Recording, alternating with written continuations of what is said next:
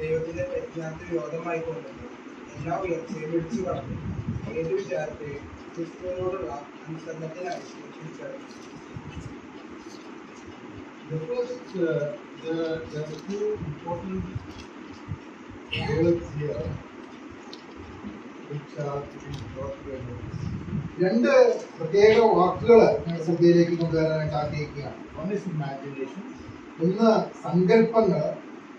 The second is high thing that exalts itself against. രണ്ടാമത്തേത് ദൈവത്തിന്റെ പരിജ്ഞാനത്തിന് വിരോധമായി പൊങ്ങുന്ന എല്ലാ ഉയർച്ചയും. And the third is the directive. It says that bringing into captivity every thought to the obedience.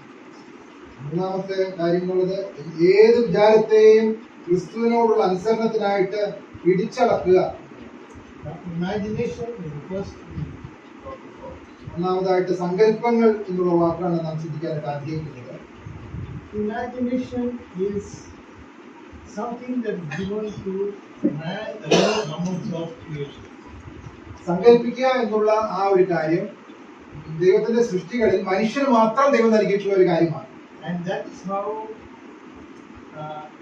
geologists and such people, archaeologists, decide that in this place there is art and culture, means there was no human beings. ഈ ഭൂഗർഭശാസ്ത്രജ്ഞരും അങ്ങനെയുള്ള ആളുകളൊക്കെയും ചില നിഗമനങ്ങൾ നടത്തുന്നത് ഇങ്ങനെയുള്ള പഠനങ്ങളുടെയും സങ്കല്പങ്ങളുടെ ഒക്കെ അടിസ്ഥാനത്തിലാണ് അവർ മനസ്സിലാക്കുന്നത്. ഇവിടെ ഇങ്ങനെയുള്ള കലകളൊക്കെ നിലനിന്നിരുന്നു ഒരു കാലഘട്ടത്തിൽ എന്ന് അവർ മനസ്സിലാക്കുന്നത് ഇങ്ങനെയുള്ള സങ്കല്പങ്ങളിലൂടെയാണ്. അതുകൊണ്ട് അവിടെ മനുഷ്യരുണ്ടായിരുന്നു. ഒരു കാലഘട്ടത്തിൽ അവിടെ ആളുകൾ ജീവിച്ചിരുന്നു, അവർ ഇന്ന കാര്യങ്ങൾ പരിശീലിച്ചിരുന്നു എന്നൊക്കെ. But imagination, here the word of God is with reference to Paul's letter to the Corinthians. എന്നാൽ ഇവിടെ നമുക്കറിയാം ഇത് കൊരിന്ത്യർക്ക് പൗലോസ് എഴുതിയ ലേഖനമാണ്. Where the Corinthians were doubting Apostle Paul whether he has a proper mindset or whether he was one who is changing his mindset. കൊരിന്ത്യയിലുള്ള ആളുകൾ പൗലോസിനെ കുറിച്ച് ഒരു സംശയ ദൃഷ്ടിയോട് കൂടെ പൗലോസിന്റെ മാനസിക നിലയെ കുറിച്ചും ഒക്കെയും അവർ ചിന്തിക്കുന്ന ഒരു അവസ്ഥയിലാണ് ഈ ലേഖനം എഴുതി. Because he tells them, I'm coming directly to Corinth. Then he changes, I'm coming to Corinth, then to Macedonia. Then he changes from Corinth to Macedonia, back to Corinth and back. And then he doesn't go and Timothy goes. ആദ്യം പറഞ്ഞു ഞാൻ നേരിട്ട് കൊരിന്തിലേക്ക് വരുന്നു എന്നുള്ളത്, പിന്നെ പറഞ്ഞു Corinth നിന്ന് മസിദോനിയ വഴിയായി പിന്നെ ഞാൻ വരുന്നു എന്നുള്ളത്. അങ്ങനെ പിന്നീട് തിമോഥെയോസിനെയാണ് അയക്കുന്നത്, പൗലോസ് അല്ല പോകുന്നത്. So they said this man is not very stable. അതുകൊണ്ട് അവര് ഇങ്ങനെ ചിന്തിച്ചു, ഈ പൗലോസ് ശരിയായ മാനസിക ഒരു ആരോഗ്യത്തിലല്ല എന്നുള്ളത്. However, his response to it is that God has opened a door for him to which he has to pay more attention than going to the Corinth. എന്നാൽ പൗലോസിനെ സംബന്ധിച്ചിടത്തോളം ദൈവം തനിക്കായിട്ട് വാതിലുകളെ തുറക്കുന്നു എന്നുള്ളതും അതാണ് പ്രാധാന്യമുള്ള കാര്യം എന്നുള്ളതും പൗലോസ് ചിന്തിച്ചു മനസ്സിലായി. പൗലോസ് എഫെസോസിലായിരുന്നു. And he had to continue work in Ephesus, the Lord's work in Ephesus. കർത്താവ് തന്നെ ഏൽപ്പിച്ച ആ ശുശ്രൂഷ എഫെസോസിൽ തികയ്ക്കുവാനായിട്ട് ആവശ്യമുണ്ടായിരുന്നു. So he is telling the Corinthians, cast down your imaginations. അതുകൊണ്ട് കൊരിന്ത്യയിലുള്ള ആ വിശ്വാസികളോട് പൗലോസ് പറയുകയാണ്, നിങ്ങളുടെ എല്ലാ സങ്കല്പങ്ങളും നിങ്ങൾ അത് വിട്ടുകളയുക. So also the high thing that you have exalted, or rather the argument that you have exalted against the knowledge of God. മാത്രമല്ല ദൈവത്തിന്റെ പരിജ്ഞാനത്തിന് വിരോധമായി പോകുന്ന എല്ലാ ഉയർച്ചയും അത് ഇടിച്ചു കളയുക, അല്ലെങ്കിൽ അത് ഇല്ലായ്മ ചെയ്യുക. And rather bring all thoughts into the captivity of obedience to Christ. മാത്രമല്ല നിങ്ങളുടെ എല്ലാ വിചാരങ്ങളെയും ക്രിസ്തുവിനോടുള്ള അനുസരണത്തിനായിട്ട് അതിനെ കീഴ്പ്പെടുത്തുവാൻ, പിടിച്ചടക്കുവാനായിട്ട് ആവശ്യപ്പെടുക. Now we come to the context of today. ഇന്നത്തെ പശ്ചാത്തലത്തിൽ നാം ചിന്തിക്കുമ്പോൾ how does this apply as far as imagination? നമ്മുടെ സങ്കല്പങ്ങളോടുള്ള ബന്ധത്തിൽ ഈ കാര്യം നമുക്ക് എങ്ങനെയാണ് പ്രാധാന്യം അറിയിക്കുന്നത്? Now imagination is a necessity if used correctly in obedience to Christ, ക്രിസ്തുവിനോടുള്ള അനുസരണത്തിന് ശരിയായ രീതിയിൽ നാം സങ്കല്പങ്ങൾ നടത്തുമ്പോൾ അത് നല്ല കാര്യമാണ്. but when it is used against the knowledge of God, it's sinful. എന്നാൽ ദൈവത്തിന്റെ പരിജ്ഞാനത്തിന് വിരോധമായിട്ട് നാം ചിന്തിക്കുകയും സങ്കല്പിക്കുകയും ചെയ്യുന്നത് പാപമാണ്. And what is imagination? എന്താണ് സങ്കല്പിക്കുക എന്ന് പറയുന്നത്? It is a thing that you think in your thoughts with a sense of creativity which is not there. Something which is not there. ഇല്ലാത്ത ചില കാര്യങ്ങൾ നമ്മുടെ ചിന്തയില് നാം ചിന്തിച്ച് ക്രിയാത്മകമായി ചിന്തിച്ച് അങ്ങനെ ഉണ്ടാക്കുന്നതിനെയാണ് സങ്കല്പം എന്ന് പറയുന്നത്. There is that sense of creativity. There is a sense of like an artist creates an art form. ഒരു കലാകാരൻ എന്തെങ്കിലും ഒരു കാര്യം ക്രിയാത്മകമായിട്ട് സൃഷ്ടിക്കുന്നത് പോലെ നമ്മുടെ ഉള്ളിൽ നാം ചിന്തിച്ച് ഉണ്ടാക്കുന്ന കാര്യങ്ങളെയാണ് സങ്കല്പം എന്ന് പറയുന്നത്. Now I will give you a reference in the Bible which is there in Romans chapter 1 verse 25. റോമർക്ക് എഴുതിയ ലേഖനം 1-ാം അധ്യായത്തിൽ 25-ാമത്തെ വാക്യം നമുക്ക് വായിക്കാം. Wherein God tells the Romans, അവിടെ റോമിലുള്ള വിശ്വാസികളോട് അവിടെ ഓർപ്പിക്കുന്നത് 25-ാമത്തെ വാക്യം, where he is bringing them up to their imagination in 25. അതുകൊണ്ട് ദൈവം അവരെ തങ്ങളുടെ ഹൃദയങ്ങളിലെ മോഹങ്ങളിൽ സ്വന്തം ശരീരങ്ങളെ തമ്മിൽ തമ്മിൽ അവമാനിക്കേണ്ടത് അശുദ്ധിയിലേക്ക്. Imagination എന്ന് പറഞ്ഞാൽ നിരൂപണം എന്ന് 21. അവർ ദൈവത്തെ അറിഞ്ഞിട്ടും അവനെ ദൈവമെന്ന് ഓർത്ത് ബുദ്ധീകരിക്കുകയോ നന്ദി കാണിക്കുകയോ ചെയ്യാതെ തങ്ങളുടെ നിരൂപണങ്ങളിൽ വ്യക്തരായി തീർന്നു. So the concept of imagination, whether it's in Rubam or Sankalpam, it is there in a human being, but can be used positively or negatively. ഈ സങ്കല്പിക്കുക അല്ലെങ്കിൽ നിരൂപിക്കുക എന്ന് പറയുന്നത് മനുഷ്യന് ദൈവം കൊടുത്തിട്ടുള്ള ഒരു കഴിവാണ്. അത് ശരിയായ രീതിയിലും ഉപയോഗിക്കാം, തെറ്റായ രീതിയിലും ഉപയോഗിക്കാം. Now, imagination is common among human beings. So you have the believer and the non-believer. സങ്കല്പിക്കുക എന്നുള്ളത് വിശ്വാസികളോടുള്ള ബന്ധത്തിലും നടക്കുന്നുണ്ട്, അവിശ്വാസികളുടെ ജീവിതത്തിൽ നടക്കുന്നുണ്ട്. Now we will refer to the believers. നാം വിശ്വാസികളെ കുറിച്ച് മാത്രം ചിന്തിക്കാം. You know Romans 8:28. റോമർക്ക് എഴുതിയ ലേഖനം 8:28 നമുക്ക് എല്ലാവർക്കും അറിയാം. എന്നാൽ ദൈവത്തെ സ്നേഹിക്കുന്നവർക്ക് നിർണയപ്രകാരം വിളിക്കപ്പെട്ടവർക്ക് തന്നെ സകലവും നന്മയ്ക്കായി കൂടി വ്യാപരിക്കുന്നു എന്ന് നാം അറിയും. സാധാരണ കേൾക്കുന്ന സകലവും നന്മയ്ക്കായി വ്യാപരിക്കുന്നു മാത്രമേ കേൾക്കൂ. Whenever somebody is in trouble, നാം എന്തെങ്കിലും പ്രയാസത്തിലൂടെ കടന്നു പോകുമ്പോൾ സാധാരണ നാം കേൾക്കുന്നത് സകലവും നന്മയ്ക്കായി വ്യാപരിക്കുന്നു എന്നുള്ള കാര്യമാണ് കൂടെ നാം കേൾക്കുന്നത്. but there is something before that. Those who love him and according to his purposes. എന്നാൽ ആ വാക്യത്തില് അതിന് മുമ്പ് പറഞ്ഞിരിക്കുന്ന കാര്യം ദൈവത്തെ സ്നേഹിക്കുന്നവർക്ക് നിർണയപ്രകാരം വിളിക്കപ്പെട്ടവർക്ക് എന്നാണ്. John chapter 14 യോഹന്നാന്റെ സുവിശേഷം 14-ാം അധ്യായം and verse 14. 14-ാമത്തെ വാക്യം. നിങ്ങളുടെ നാമത്തിൽ എന്നോട് അപേക്ഷിക്കുന്നത് ഒക്കെയും ഞാൻ ചെയ്തു. Very commonly this is used by people, by believers, to receive something that they desire. നമ്മുടെ ആഗ്രഹങ്ങള് നേടിയെടുക്കുവാനായിട്ട് പലപ്പോഴും ദൈവസന്നിധിയിൽ പ്രാർത്ഥനയോടുള്ള ബന്ധത്തിൽ നാം ഉപയോഗിക്കുന്ന വിശ്വാസികൾ ഉപയോഗിക്കുന്ന ഒരു വാക്കാണ്. But God, 13-ാമത്തെ വാക്യം വായിച്ചിട്ട് 13-ാമത്തെ വാക്യം. നിങ്ങൾ എന്റെ നാമത്തിൽ അപേക്ഷിക്കുന്നതൊക്കെയും പിതാപുത്രനെയും മഹത്വപ്പെടേണ്ടത് ഞാൻ ചെയ്തു. പിതാവിന്റെ പുത്രത്തിന്റെ മഹത്വം, that is the condition. അവിടെ ഒരു വ്യവസ്ഥ നമുക്ക് കാണാനായിട്ട് സാധിക്കുന്നുണ്ട് 13-ാമത്തെ വാക്യത്തില്. സങ്കല്പത്തിൽ 14-ാം വാക്യം മതി. ആ വ്യവസ്ഥ നാം കാണുന്നത് പിതാവ് പുത്രനിൽ മഹത്വപ്പെടുക എന്നുള്ളതാണ്. അതിനോട് ചേർത്താണ് ഈ വാഗ്ദത്തം നമുക്ക് 14-ാം വാക്യത്തിൽ കാണുവാനായിട്ട് സാധിക്കുന്നത്. But for imagination purpose, only the 14th verse is there. എന്നാൽ സങ്കല്പത്തോടുള്ള ബന്ധത്തിൽ 14-ാം വാക്യം മാത്രമാണ് ഉദ്ധരിക്കുന്നത്. I was talking to somebody 2 days back. 2 ദിവസം മുമ്പ് ഞാൻ ഒരാളോട് സംസാരിക്കുമ്പോൾ A young believer ഒരു യുവ വിശ്വാസിയാണ്, looking for a job. ജോലി അന്വേഷിച്ചുകൊണ്ടിരിക്കുന്ന ഒരു യുവാവ്. And he said, why has God not given me a job after I'm trying so hard for the last so many months? കഴിഞ്ഞ അനേക മാസങ്ങളായി ഞാൻ വളരെ താല്പര്യത്തോടെ അന്വേഷിച്ചിട്ടും എന്തുകൊണ്ടാണ് ദൈവം എനിക്ക് ജോലി തരാത്തത്? He is supposed to give me. ദൈവം എനിക്ക് ജോലി തരുവാനായിട്ട് ആവശ്യമുണ്ടല്ലോ. He knows my condition. എന്റെ അവസ്ഥ ദൈവത്തിന് അറിയാമല്ലോ. So I asked him, how about your connection with God? അപ്പൊ ഞാൻ ആ യുവാവിനോട് ചോദിച്ചു, ദൈവമായിട്ടുള്ള നിന്റെ ബന്ധം എങ്ങനെയുണ്ട്? വല്ലപ്പോഴൊക്കെ വേദം വായിക്കും, വല്ലപ്പോഴൊക്കെ ഞാൻ പ്രാർത്ഥിക്കും, ആവശ്യമനുസരിച്ച്. This was the answer I got.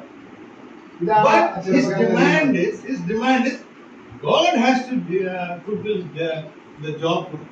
തന്റെ മറുപടി ഇന്ന രീതിയിലായിരുന്നു.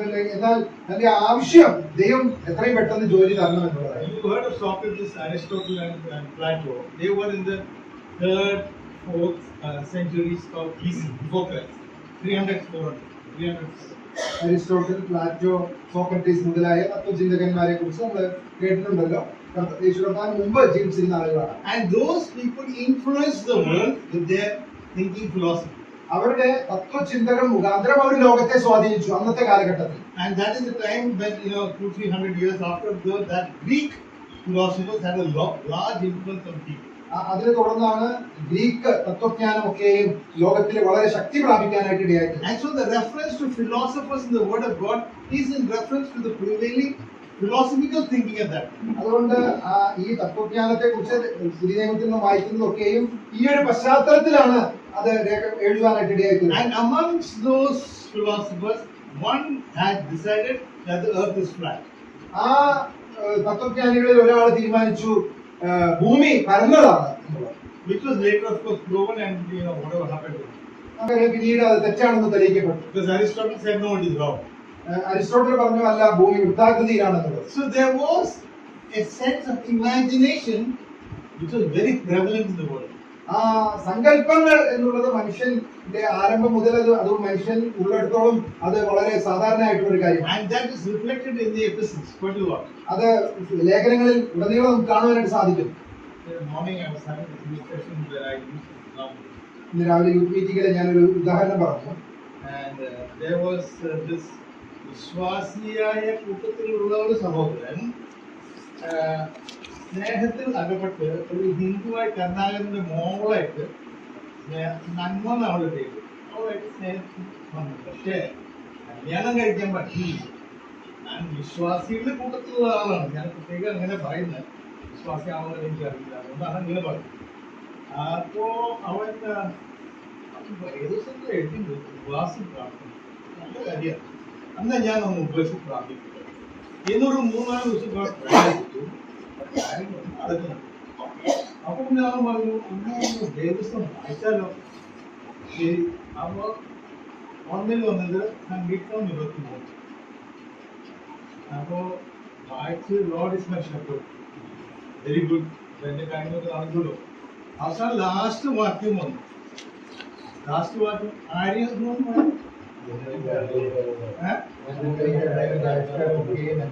പക്ഷെ അവൻ വായിച്ചപ്പോ നന്മ കരുണാകരൻ ആയുഷ്കാലം മുഴുവൻ നിന്റെ. So this is imagination. This is the problem with imagination. അതേ സമയം ഞാൻ ജോർദാനി സഭയിലെ പോയിട്ട് ഞങ്ങൾ ഇസ്രായേൽ സഭയിൽ പോയി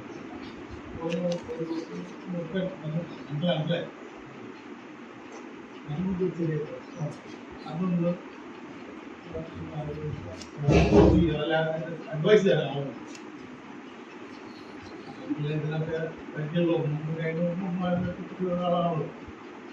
അപ്പൊ ഞാൻ അതിന് വാക്കിലേക്കും എന്നിട്ട് പറഞ്ഞു, always remember that there can be a repeat and a precedence can be used. അവരോടുള്ള ഞാൻ പറഞ്ഞ കാര്യം, ഇങ്ങനെയുള്ള കാര്യങ്ങളില് ദൈവജനത്തിന്റെ വാക്യങ്ങൾ അവർ ചൂണ്ടിക്കാണിച്ചുകൊണ്ട് പറഞ്ഞു, ഇതിന് മുമ്പ് എടുത്ത തീരുമാനങ്ങളും നമുക്ക് ഇതിന് സഹായകരമായിട്ടിരിക്കും. Imagine what will happen later on. പിന്നീട് അതിന്റെ അനന്തരഫലമായിട്ട് എന്ത് സംഭവിക്കുന്നുള്ള കാര്യവും നാം ചിന്തിക്കാനായിട്ട് ആവശ്യമുണ്ട്. എന്നിട്ട് വേണം തീരുമാനം. ആ കാര്യങ്ങളൊക്കെ നമ്മൾ കണക്കിലെടുത്തിട്ട് വേണം തീരുമാനം എടുക്കാൻ. അപ്പൊ ഇമാജിനേഷന്റെ ആവശ്യമുണ്ടോ? ഉണ്ട്. ഇങ്ങനെ സംഭവിക്കണം, അതുകൊണ്ട് എന്ത് ചെയ്യണം? That is all necessary, and therefore imagination is a necessary aspect. But the last part of the word says unto obedience to Christ. അതുകൊണ്ട് സങ്കല്പങ്ങൾ എന്നുള്ളത് വളരെ അത്യാവശ്യമാണ്. എന്നാൽ നമ്മുടെ ആ വാക്യത്തിന്റെ ഒടുവിൽ വായിച്ചതുപോലെ അത് യേശുക്രിസ്തുവിന്റെ അനുസരണത്തിൽ വേണം നമ്മൾ ആ കാര്യങ്ങൾ അത് ചിന്തിക്കുവാനും തീരുമാനമെടുക്കുവാനും. Because Apostle Paul was following what Christ told about, he was supposed to go to the door that was open in Ephesus. You read that in First Corinthians. കൊരിന്ത്യരിലെ പൗലോസ് പറയുന്നത് എഫെസോസിൽ തനിക്ക് തുറന്നു കിട്ടിയ വാതിലിനെ കുറിച്ച്. And that is why he was concentrating on that according to what Christ has told him. അതുകൊണ്ട് ക്രിസ്തു തന്നോട് പറഞ്ഞ കാര്യങ്ങൾ അത് പ്രകാരമാണ് പൗലോസ് മുന്നോട്ട് ഓരോ കാര്യങ്ങളും ചെയ്തുകൊണ്ടിരിക്കുന്നത്. But those in Corinth was imagining about Paul using all sorts of wrong methods to continue his stay in Ephesus.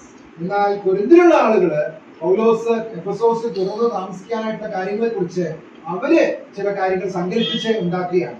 At the same time, imagination is also necessary when you have discussions with people who come up with very difficult arguments based on WhatsApp university information.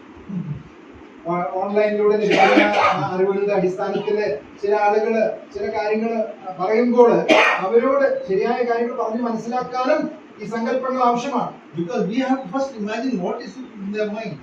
അവര് എന്താണ് ചിന്തിക്കുന്നത് എന്നുള്ളത് നാം അത് മനസ്സിലാക്കുവാൻ അല്ലെങ്കിൽ അത് ഉൾക്കൊള്ളാനായിട്ട് ആവശ്യമുണ്ട്. And then only until we understand what they are imagining, then only we can give an answer. മറ്റുള്ളവർ എന്താണ് അവരുടെ ഉള്ളിൽ അവർ ചിന്തിക്കുന്നതെന്ന് ഒരു ധാരണ കിട്ടിയെങ്കിൽ മാത്രമേ നമുക്ക് അവർക്ക് ശരിയായ മറുപടി നൽകുവാനായിട്ട് സാധിക്കൂ. See, for example, a very simple example how Satan has entered into the world of children. എങ്ങനെ പിശാച് നമ്മുടെ ലോകത്തിലെ ഇന്നുള്ള കുഞ്ഞുങ്ങളിലൂടെ പിശാച് പ്രവർത്തിക്കുന്നു എന്നുള്ളത് നമുക്ക് മനസ്സിലാക്കും. You know video games.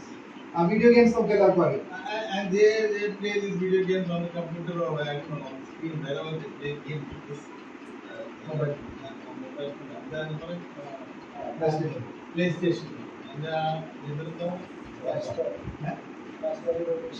ഇതൊരു സാധനം വെച്ച് കളിക്കും. ജോയ്സ്റ്റിക്. ആ ജോയ്സ്റ്റിക് എന്ന് പറഞ്ഞു കഴിഞ്ഞാൽ അതിൽ 2 ബട്ടൺ ഉണ്ട്. ഈ 2 ബട്ടണിൽ ഇവരുടെ ഈ തള്ളവരലുള്ള ഈ കൈ മുഴുവൻ എന്നാൽ അവരുടെ കയ്യിലിരിക്കുന്ന പവർ എന്താ അറിയും? ആ വണ്ടി ഏത് സ്പീഡിലാണ് പോണേ, അത് ആരെ വെടിവെക്കുന്നത് പവർ അവർ ഈ 2 വിരലിലാണെന്നുള്ള ചിന്തയാണ് അവർക്ക് വരുന്നത്. It is imagination. So it is an imagination of power given to a small child. അവരെ വണ്ടി ഒന്ന് കൊടുത്തൊക്കെ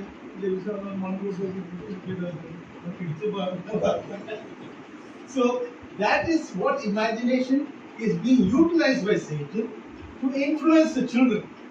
ഈ രീതിയിലാണ് പിശാച് കുഞ്ഞുങ്ങളെ സ്വാധീനിക്കുന്നത്, അവരുടെ ചിന്തകളെ സ്വാധീനിക്കുന്നത്. അവരുടെ ശക്തിയാണ് ഈ കാര്യങ്ങൾ നടക്കുന്നത് എന്നുള്ള ചിന്തയാണ്, സങ്കല്പങ്ങളാണ് അവരുടെ മനസ്സിൽ കൊണ്ടുവരുന്നത്. But can you remove this from the children's hand? ഇത് കുഞ്ഞുങ്ങളിൽ നിന്നൊന്നും മാറ്റി കളയാൻ പറ്റുമോ? അവിടെ നിൽക്കാൻ പറ്റില്ല. ഇപ്പോഴത്തെ അപ്പം അതിനെന്തൊക്കെ ആ ടി വി ഓണാക്കി വന്നോ ഉള്ളത് അതില്ല. So it has become a normal. എന്റെ ഭാര്യ എന്നോട് പറഞ്ഞു സൂക്ഷിക്കണം, അതിന് ചുമയില്ലായിരുന്നു. എന്തോ സൂക്ഷിക്കണം. ഏത് വൈറസാണ് ഞാൻ കണ്ടുപിടിക്കുന്നത്? ഏത് ബാറ്റ വൈറസ് വഴി? There are things in the world today which is beyond our imagination but is actually affecting us. ഈ ലോകത്തിലെ എത്രയോ കാര്യങ്ങളുണ്ട് നമുക്ക് നമ്മുടെ ചിന്തയ്ക്ക് അപ്പുറമായിട്ടുള്ളത്, എന്നാൽ അത് നമ്മെ അത് ബാധിക്കുന്നു എന്നുള്ളത് നമുക്കറിയാം. അന്നല്ല വാട്സാപ്പ് യൂണിവേഴ്സിറ്റിയിൽ എഴുതിയിട്ട് സൂക്ഷിക്കണം. അതുകൊണ്ട് വായന നമ്മൾ സൂക്ഷിക്കാൻ പറയുന്നു. നിങ്ങൾക്ക് എല്ലാവർക്കും കാര്യമില്ല, എല്ലാവർക്കും ബാധിക്കുന്ന അത് ഇന്ന ടി വി ഇപ്പോഴത്തെ latest mobile phone dining bedroom വെക്കാൻ പാടില്ല. ഒരാൾ വെച്ചത്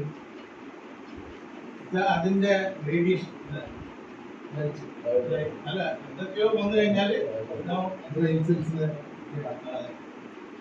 ഈ സാധനം ഇല്ലാതെ പറ്റുമോ? ഇതില്ലാണ്ട് പറ്റുമോ? ഈ മൊബൈൽ ഫോണിനാണല്ലോ ഇപ്പോഴത്തെ ഐഡന്റിറ്റി. ആധാർ കാർഡിനേക്കാൾ കൂടുതലാണ് മൊബൈൽ ഫോണിന്റെ നമ്പർ. അപ്പോ this is a necessary evil that is where we are living in. Imaginations have positive meaning and a negative meaning. We have positive imagination. The actual factor. ഒരു നാട്ടിലെ 2 കുട്ടികളുടെ കല്യാണം നടന്നു കഴിഞ്ഞിട്ട് അപ്പൻ അവരെ കൊണ്ട് ഡൈവോഴ്സ് ചെയ്യിപ്പിച്ചു. കാരണം ഞാൻ പറയും ഡൈവേഴ്സ് ചെയ്തു. അപ്പോ ഡൈവേഴ്സായ ഒരു ഹസ്ബൻഡിലേക്ക് എന്താ പോസിറ്റീവ് തിങ്കിങ് അതിന്റെ കാരണം. നിങ്ങളെല്ലാവരും ഞാൻ പറയുന്നത് പോസിറ്റീവ് അല്ലേ? പോസിറ്റീവ് തിങ്കിങ് അതിന് വചന സപ്പോർട്ട് എവിടെ?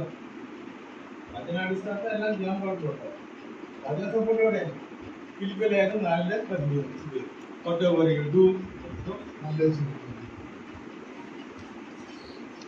അതാണ് നാലാം അധ്യായത്തിൽ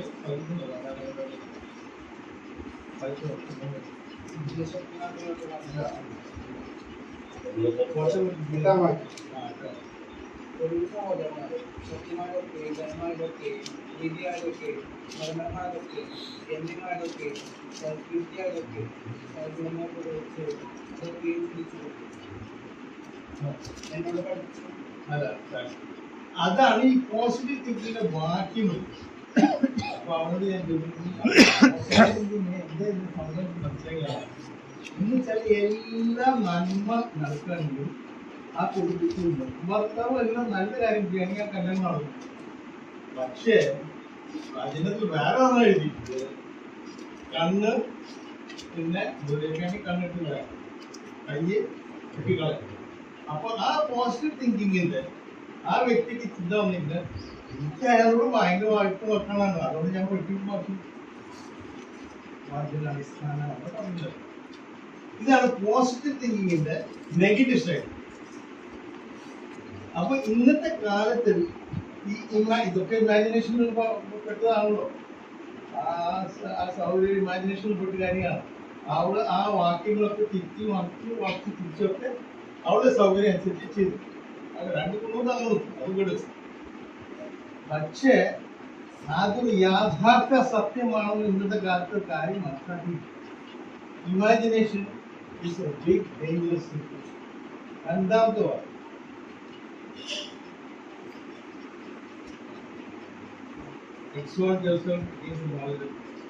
ദൈവത്തിന്റെ പരിജ്ഞാനത്തിന് വിരോധമായി പോകുന്ന എല്ലാ ഉയർച്ചയും. ഇന്നത്തെ കാലത്ത് സെൻസേഷണലൈസേഷൻ എന്നൊരു വാക്കുണ്ട്.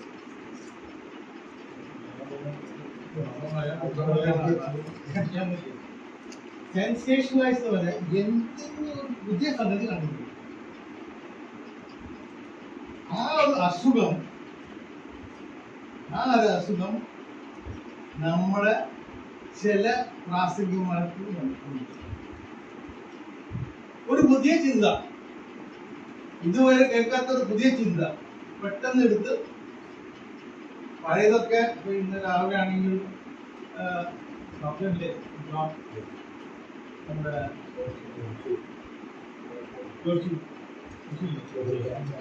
ജോഷിയുടെ വാക്കും വാങ്ങി ബോറിംഗാണ്. കാരണം അത് എല്ലാവർക്കും അറിയുന്നതാണ്. എല്ലാ കാര്യങ്ങളും അറിയുന്ന കാര്യങ്ങൾ ബോറിംഗാണ്, അതിലോട്ട് സെൻസേഷനില്ല. എന്നാൽ നാളെ വന്നിട്ട് വേറൊരാൾ പറയാണ് അതിലൊരു പുതിയ കണ്ടുപിടുത്തം, ഇമാജിനേഷൻ വെച്ചൊരു കണ്ടുപിടുത്തം പറഞ്ഞു. അങ്ങനെ ഉണ്ടായെങ്കിൽ ഞാൻ ചിന്തിക്കാണ്, സങ്കല്പിക്കാണ്, അവിടെ വേറെയുള്ള ആളുണ്ടായിരുന്നു, അത് അങ്ങനെ ആയിരിക്കും പറഞ്ഞിട്ടുണ്ടാവും, അത് അതിനനുസരിച്ച് ഇങ്ങനെ ആയിരിക്കും അവിടെ ഉത്തരം. കേട്ടിട്ടുണ്ടോ? ഇങ്ങനെ പറയാൻ കേട്ടോ? എല്ലാവരും കേട്ടിട്ടുണ്ട്. അങ്ങനത്തെ പലരുണ്ട്. അങ്ങനത്തെ പറയുന്ന ആൾക്കാരെ സെൻസേഷണലൈസേഷൻ എന്നാണ് വാക്ക്. ഈ സെൻസേഷണലൈസേഷൻ വാക്ക് വചനവിരുദ്ധമാണെങ്കിൽ ഞാനും ജോണിസോണും ഒരു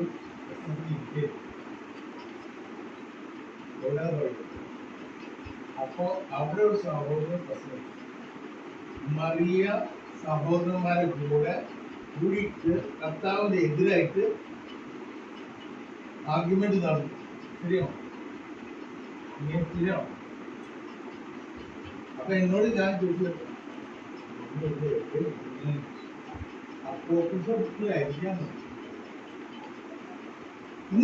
there are people who are imagining അങ്ങനെ ആയിരുന്നെങ്കിൽ ഇങ്ങനെ ആകാം, അങ്ങനെ ആയിരുന്നെങ്കിൽ ഇങ്ങനെ ആകാം എന്നുള്ള ചിന്ത. This is all part of imagination, but it is against the knowledge of God. And when it is against the knowledge of God, the answer would be to bring it into the obedience of Christ. ക്രിസ്തുവിന്റെ അനുസരണത്തിലാണ്. ക്രിസ്തുവിനോടുള്ള അനുസരണത്തിനായിട്ട് പിടിച്ചടക്കണം. അതാണ് എന്റെ മരുന്ന്. അത് എങ്ങനെ സാധിക്കും? അതിനൊരു വാക്യം പൗലോസ് അപ്പോസ്തലൻ പറയാറുണ്ട്. റോമാലയം 7 ഞാൻ എന്റെ മനസ്സിന്റെ കാര്യം ഒരു കൈ നമുക്ക് ചെയ്യാറില്ല. എന്റെ മലയാളത്തിലുണ്ട്. ആ വാക്യത്തിന്റെ സെയിം സപ്പോർട്ട് വെച്ചിട്ട് പാസ്കൽ എന്ന് പറഞ്ഞിട്ട് ഒരു സയന്റിസ്റ്റിന്റെ അത് പറഞ്ഞു, ഞാൻ ചെയ്യുന്ന കാര്യം ഞാൻ ചെയ്തുകൊണ്ടിരിക്കും, കാരണം ദൈവം എന്നോട് പറഞ്ഞുകൊണ്ട് ചെയ്തുകൊണ്ടിരിക്കും. അതിനെ എതിർത്ത് നീച്ചെ എന്ന് പറഞ്ഞ ഒരു ജൂയിഷ് ഫിലോസഫർ ജർമ്മനിയിലായിരുന്നു. ഞാൻ ചെയ്യുന്ന കാര്യം ഞാൻ കണ്ടിന്യൂ ചെയ്യും, ബാക്കിയുള്ളവർക്ക് ഇഷ്ടമല്ലെന്ന് ഞാൻ നോക്കുന്നില്ല, കാരണം എന്റെ ഇഷ്ടമാണ്. That is the sense of selfishness. It is an imagination of the mind. It is against the knowledge of God. What Pascal said is, as God tells me, I will do. അതാണ് obedience to God. അതുകൊണ്ട് imagination and high things എന്ന് പറയുമ്പോൾ ഈ ചില ഇപ്പോഴത്തെ ഈ WhatsApp university വന്ന young ഗ്രൂപ്പില് ചിന്തിക്കാൻ വളരെയധികം തലങ്ങനെ കുറച്ചുകൊണ്ടിരിക്കും. ഇതാണ് ഈ വാല്യൂസ് എന്ന് പറയുന്നത്. പോയിച്ച് വരുന്നിരുന്ന കാര്യങ്ങൾ വേദോസ്തത്തിൽ എഴുതുന്നുണ്ട്. അപ്പനും അമ്മയും വിട്ട് ഞാൻ അപ്പനമ്മ നോക്കുന്ന കാര്യം ഇത് കഴിഞ്ഞിട്ടുണ്ടെന്ന് നിങ്ങൾ പറഞ്ഞു കൊടുക്കുമ്പോൾ ജനാടിസ്ഥാനായി പറയുന്നത്. പക്ഷെ അപ്പുറത്തെ ഇതിന്റെ ഓണറിയ ഫാദർമാർ ആ ഭാഗം അവർ നോക്കും. Imagination and high thinking. ഇതാണ് ലേറ്റസ്റ്റ് ഹൈ തിങ്കിങ്. നേരത്തെ പറഞ്ഞ പോസിറ്റീവ് തിങ്കിങ് ആണ് ഹൈ തിങ്കിങ്.